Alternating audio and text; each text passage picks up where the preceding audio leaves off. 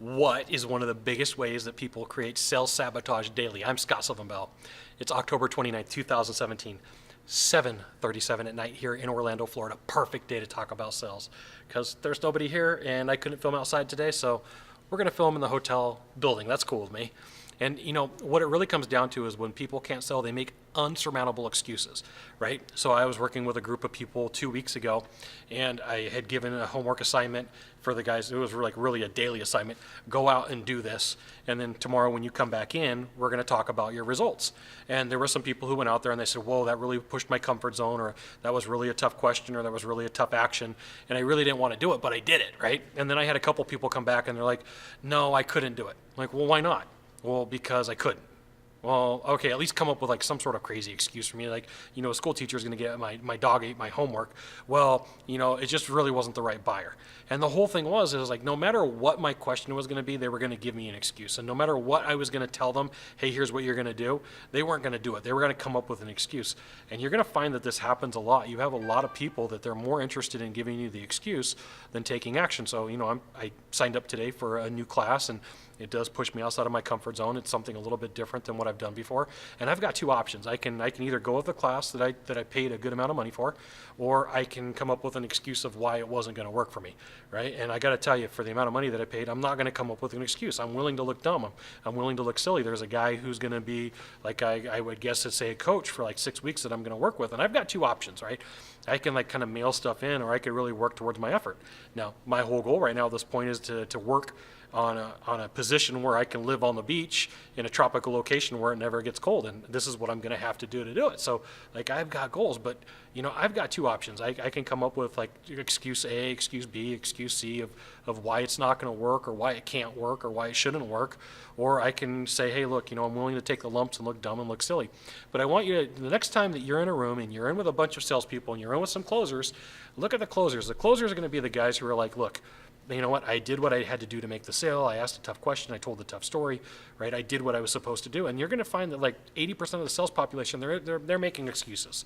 The guy didn't look like a buyer. They were difficult. Like you can name all these, like rattle them off. You know, they were just cheap Charlie, or whatever word that you want to call them. Like, that's really, you know, cheap Charlie is like something that people say a lot in the industry that I'm in. And it's just really easy for them to come up with an excuse. And it's their way of saying, look, I was lazy and I didn't do my job. Right? So it's not, I bring this up so much for a reason. It's not you against like the whole 100% population of the sales world. It's you against 5 or 6%, maybe 20% of okay people, right? That's really your competition. It's like when people are like, hey, Scott, who's your competition? You know, when I was doing in-home sales, who's your competition? I'm like, I don't have any. They're like, come on, Scott, you got to have competition. I'm like, no, because the way that I looked at it, like everybody that I was up against, for the most part, was lazy. I didn't really have competition. I worked against discounters and order takers, right? So you have two options. You can say, hey, look, I'm going to do what I need to do and put in all the work and put in all the effort, or I can make an excuse. And I'm going to tell you, and I've done this too. I want to let you know, I've done this too. Excuse patterns are really easy. And once you start down that path, it's really easy to keep going but you know what's really hard is taking ownership and saying, I screwed up. I really need to get better at what I do. And I got to tell you that, you know, the funny thing is every time I'm in a meeting and I screw up, I raise my hand and say, hey, like, you know what, I screwed up. This is my 4th or 5th time today.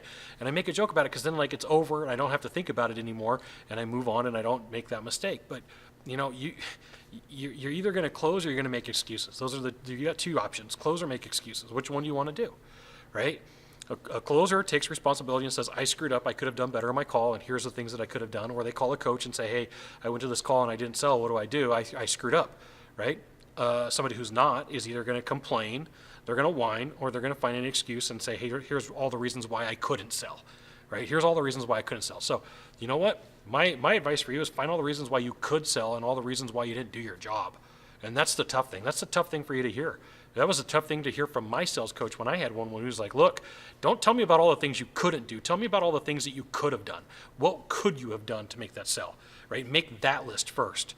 What could you have done? Because what that does is that puts you in the mindset of like, these are all the things that I need to do on the next sale. These are all the things that I'm not going to miss again, because I don't want to have that conversation with my coach. Like, what could you have done? Well, didn't we talk about that last time? Yeah. Well, how come you didn't do it? That's an uncomfortable feeling. So there you go. It's not about what you couldn't do. It was about what you could have done and that you need to do next time. So there you go. Now, If you could do a small favor for me in the box down below, leave a comment, question, or story, that'd be fantastic. To the right, to the left, there's a subscribe button. You know what you got to do. You got to subscribe. And then last off, you can send it out to all your friends via StumbleUpon, Facebook, Twitter, Google+.